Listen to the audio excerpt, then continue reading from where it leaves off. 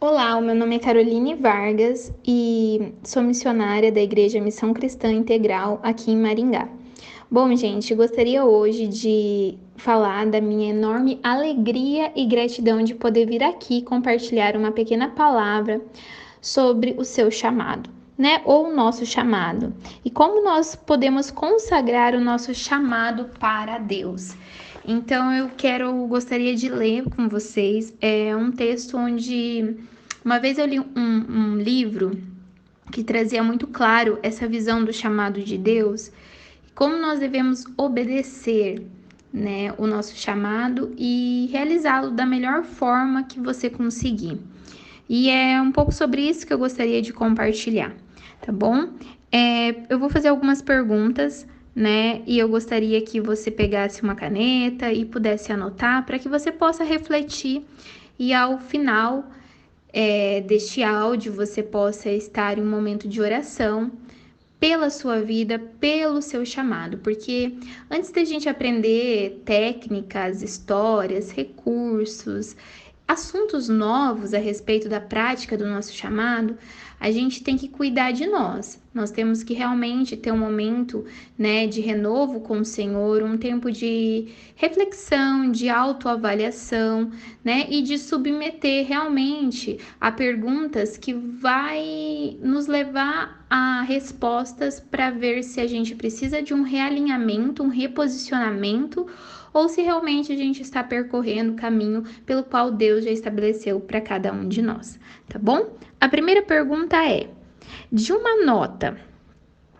de 0 a 10, como que você classificaria o seu compromisso com o seu chamado? Explique. De uma nota de 0 a 10, que nota você daria ao compromisso com o seu chamado? A pergunta número 2 vai dizer: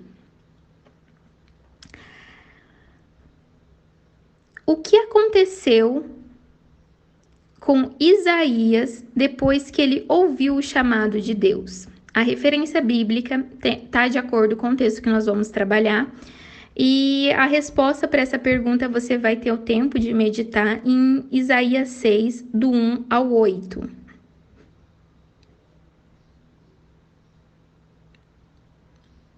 Repetindo a resposta, né? Você vai fazer uma meditação em Isaías 6, do 1 ao 8, para entender o que aconteceu após Isaías ouvir o chamado de Deus. E a terceira e última pergunta que eu gostaria de te fazer é: como você poderia se entregar mais claramente para exercer o seu chamado? Vou deixar também algumas referências para você. Se você quiser estudar melhor sobre chamado, você pode encontrar estudos lá em Jeremias do 1 ao 4 até o 10. Você pode ler em Romanos também o capítulo 12, do versículo 3 ao 8, ou em Efésios do capítulo 4, do versículo 11 até o 16. Esses textos, essas referências vão falar mais claramente sobre o seu chamado e o propósito de Deus na sua vida. Mas vamos para o texto e a palavra que eu queria falar para você neste momento. E se encontra em Isaías 6, né? A visão de Isaías e do seu chamado. E diz assim: no ano da morte do rei Uzias, eu vi o Senhor, assentado sobre um alto sublime trono, e as abas de suas vestes enchiam-se o templo. Serafins estavam por cima dele. Cada um tinha 6 asas, com 2 cobriam seus rostos, com 2 cobriam seus pés, e com 2 voavam, e clamavam uns para os outros, dizendo: Santo, Santo é o Senhor dos exércitos. Toda a terra está cheia da sua glória.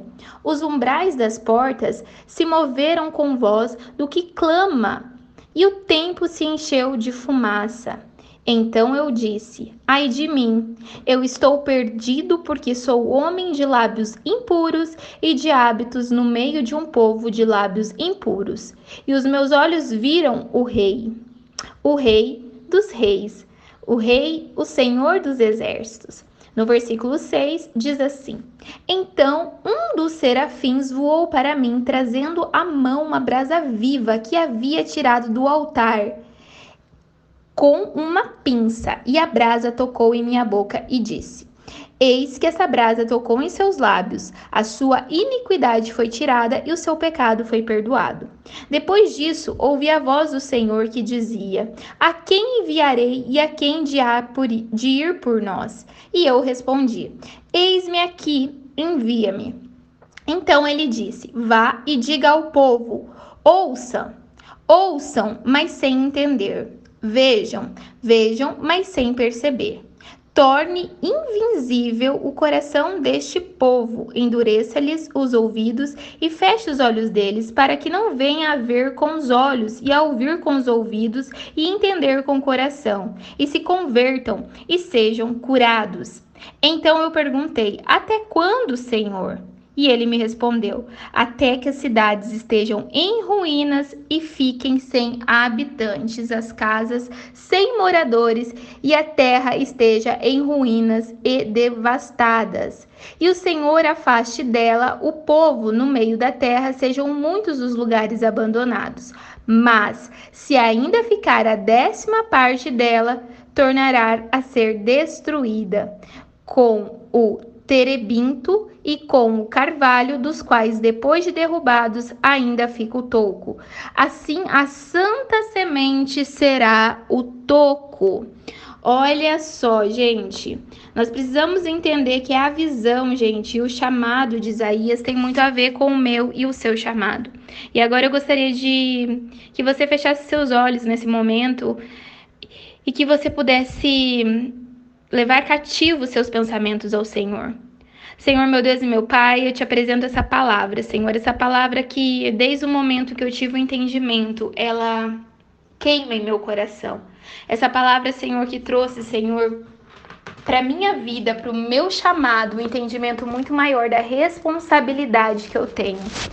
E que possa falar agora no coração das minhas irmãs e dos meus irmãos que estão escutando esse áudio. Bom, pessoal, nós vemos aqui no capítulo que o ano da morte do rei Uzias, né? Uzias, ele era um bom rei e ele morreu. E o contexto de trevas, de angústias e de escuridão, e é o contexto de morte. Mas ele é o forno, o qual nasce o chamado profético. Os desastres abrem as portas para uma nova visão de Deus. Então, a gente vê muito claramente os dias que nós estamos vivendo agora, né? O rei não morreu, né? O nosso presidente também não, mas nós vemos que são tempos incertos, são tempos maus, são tempos onde as trevas, elas dominam praticamente todas as esferas de poder. Então, nós vemos realmente muitas coisas ruins acontecendo dentro da igreja e também fora dela. Antigamente, a gente ficava sabendo muitas coisas terríveis fora da igreja. Hoje, nós vemos que existem também dentro das igrejas, as famílias estão doentes, mesmo indo ao culto no domingo ou assistindo às lives depois da pandemia. Mas aqui tem algo incrível. Dentro desse contexto de morte, desse contexto de problema, desse contexto de perseguição, desse contexto de descontentamento, nós vemos que Isaías teve a oportunidade de ver quem Deus era. Ai, como é lindo quando nós temos a oportunidade de ver quem Deus é. Quando nós enxergamos a grandiosidade de Deus, nós conseguimos ver quão pequenos somos diante de um Deus que tudo pode fazer. Quão falhos somos diante de um Deus que é perfeito. Como voltamos atrás e quebramos promessas diante de um Deus que é fiel. Ah, Deus, se não fosse a sua misericórdia, a sua graça nos alcançar, o que seria de nós? Isaías, ele pôde contemplar a generosidade de um Deus, a misericórdia de um Deus, a grandeza de um Deus, cujo qual estava sentado sobre esse trono. E trono na Bíblia fala sobre autoridade. Deus está numa posição de autoridade sobre nós. Acima, a palavra de Deus diz que o trono estava em alto e sublime trono, ou seja, aquilo que Deus fala tem poder. Ele está acima de nós, é a última palavra que vem dele. Nós precisamos descansar, mas só descansaremos se nós tivermos a oportunidade de ver quem ele é.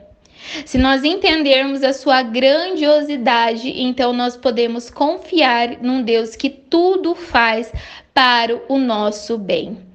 Só que quando nós enxergamos quem ele é, nós conseguimos ver quem somos.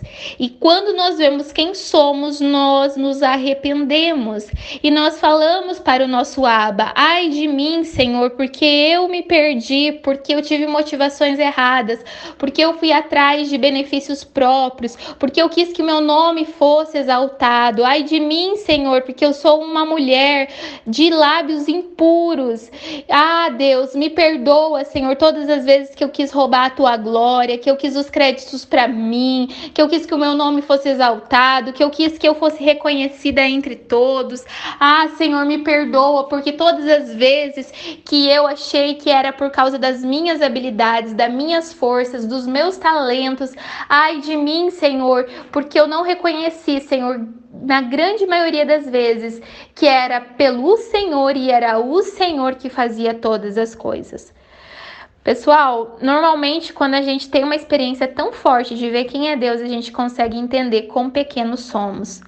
E aí, só assim, para que nós podemos ter nosso coração quebrantado e orarmos em busca de arrependimento. Porque o avivamento vem quando nós temos corações arrependidos. É a única forma do profético nascer, em meio a gemidos e arrependimento. E aí, quando a gente começa a realmente entrar no secreto, nos rasgar as nossas vestes, né? E fazer como o rei Davi, colocar a boca no pó. Então a misericórdia de Deus nos alcança. E ele manda dizer que os nossos pecados são perdoados e a nossa iniquidade, ela é tirada da nossa vida. O nosso julgo e a nossa culpa foi paga por um alto preço, porque o Senhor, ele é justo, é misericordioso, ele nos ama e ele quer usar a minha vida e a tua vida, mesmo sem merecer. Ele ainda nos usa. E aí, pessoal, depois disso, só depois que nós temos uma experiência real de ver quem ele é, de nos arrepender, nós somos capazes de ouvir aquilo que ele tem para nos falar. Deus tem algo para falar para cada um de nós. Cada um de nós tem um objetivo específico, tem um trabalho determinado por Deus. Mas nós não vamos conseguir ouvir se nós não nos arrependermos e não adorarmos e vermos a grandiosidade que Deus, ele é. Depois disso, Deus, ele falou para Isaías o que ele tinha para fazer. Mas não era algo simples e fácil, era chegar na roda de pessoas escarnecedoras, pessoas pecadoras e dizer para elas o quão pecadoras elas são, o quão desprezíveis elas são, o quão religiosas elas são, quantos pragmáticos são, mas de coração o quê? Um coração orgulhoso. Há pessoas que realmente fingiram que estavam vendo, mas não enxergavam, pessoas que fingiam que estavam cantando louvores, mas não sabiam o significado das canções. Pessoas que estavam no púlpito falando, mas não tinham uma vida prática de oração. E aí, eu acho que você deve saber muito bem o quanto essa palavra é difícil, né? E quanto isso causa revolta. E se causa revolta e perseguição em um tempo como o nosso, imagina na época de Isaías, onde as pessoas eram mandadas, né, a ser mortas, né? Então, Isaías tinha um trabalho difícil, mas o segredo de tudo que eu quero te passar nessa reflexão é de você ter uma experiência de ver quem Deus é. Somente quando isso acontecer, você não vai ficar paralisada diante do percurso e do desafio de fazer o que Deus mandou. Somente quando você sabe realmente quem Ele é, você não desiste de fazer o que Ele te manda fazer. Porque você sabe que você não está aqui fazendo para receber créditos a ninguém. Você está obedecendo uma ordem dada pelo seu Pai Celestial. E com prazer, né, podemos ter isso, né? Prazer em obedecer. Eu gostaria de falar que todo filho de Deus, ele tem sim um chamado específico, a gente pode ver conforme Mateus 19, do 16 ao 21, nós podemos ver também em Atos, do 16, no versículo de 6 a 10, né? E alguns ainda têm que descobrir, né, esse chamado, conforme lá Jeremias 1, 4, 10 ou Lucas 4, 18 ao 19. Eu estou falando essas referências para que você possa ter um tempo de estudo realmente, ir na palavra de Deus e verificar aquilo que eu estou falando, tá? Outras pessoas também sabem do que tem que fazer, sabem do seu chamado, mas não priorizam. Outros estão ainda vivendo o seu chamado plenamente. E aí eu gostaria de falar para você, né, qual desses tipos de pessoas você tem escolhido, né? Para os que estão dedicados ao seu chamado, eu preciso te falar que ainda tem perigos que você passa para exercê-lo, mesmo você sabendo o que você tem que fazer. Um dos perigos é você se tornar ministério-cêntrico. O que é isso, Carol? É ver o chamado, ele tem que fluir de Deus e para Deus. E aí nós temos que ter o cuidado se nós não estamos nos exaltando, estendendo o nosso reino, o nosso nome, ou colocando o nosso chamado no lugar de Deus. Um outro perigo que a gente tem que tomar cuidado é o ativismo. A gente quer fazer todo o tempo. Uma vez eu ouvi uma frase de uma pessoa que tem um ministério muito sólido e muito admirado, dizendo assim: se eu não aparecer, eu não serei lembrado. E isso me fez assim refletir profundamente, porque eu falo, nossa, você lê os textos da pessoa, você vê a pessoa, a postura que ela tem digitalmente, no sentido de orientação, mas quando você vê uma pessoa falando isso, você vê muitas vezes quais são os objetivos que ela faz. Será que a postagem diariamente, será que os textos são para nos ensinar? Ou será que é para nos lembrar que ela é alguém que pode nos ajudar? E aí, gente, a gente tem que tomar cuidado sobre isso, sabe? E a gente tem que parar e entender que não é por coisas. Nada do que você fizer, por melhor que seja, pode comprar o privilégio de estar com Deus. Somente realmente a sua obediência de seguir o caminho estreito, né? Então não é pelas coisas que você faz, é por quem você o adora, é o que você prioriza. Se você priorizar o seu chamado, possivelmente você está pecando, porque a nossa prioridade tem que ser Deus. E tudo que nos tira, né, do foco de Deus é um ídolo. Então, muitos estão idolatrando os seus próprios ministérios. A gente precisa também tomar cuidado para o desvio. O que é o desvio? É a gente se desviar do nosso chamado, querendo fazer mais daquilo do que o Senhor colocou para fazer.